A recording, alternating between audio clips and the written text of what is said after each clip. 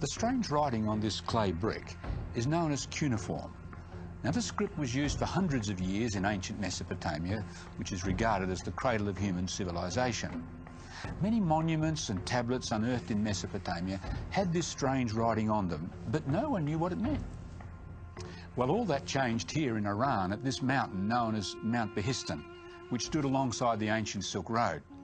On this mountain I found a number of ancient inscriptions, one of which is the famous Behistun inscription, which was authored by Darius the Great between 522 and 486 BC. The inscription tells the story in 3 languages of how Darius put down multiple rebellions in Persia after the death of Cyrus the Great. And you can see Darius with his foot on the chest of one rebel and others with ropes around their necks being led toward him. Now, the 3 different versions of the same text are written in 3 different cuneiform script languages: Old Persian, Elamite and Babylonian. Now, being in 3 languages, it meant that just like the Rosetta Stone with 3 languages led scholars to decipher the Egyptian hieroglyphic writing, so after many years of hard work, scholars, especially Sir Henry Rawlinson, were able to decipher the ancient cuneiform writing of the Mesopotamians. Now they could read the cuneiform on the clay tablets and the walls of the palaces.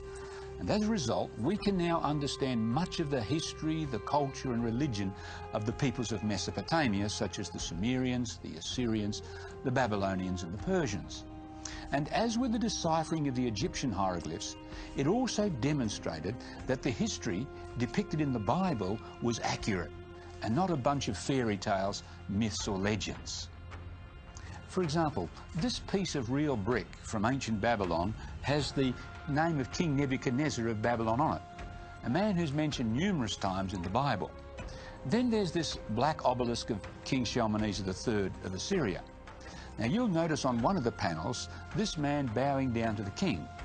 Now the cuneiform writing tells us it's King Jehu of Israel, and of course he's mentioned numerous times in the Bible.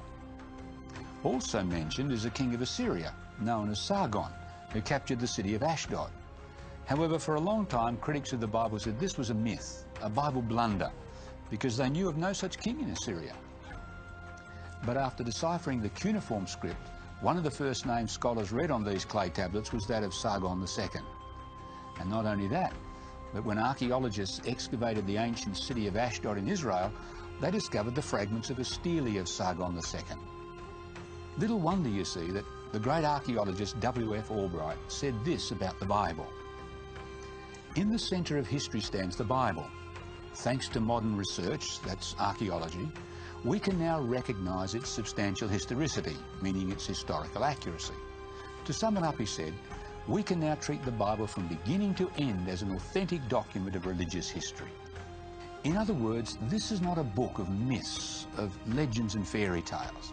It's a book that is historically accurate. You can trust the Bible.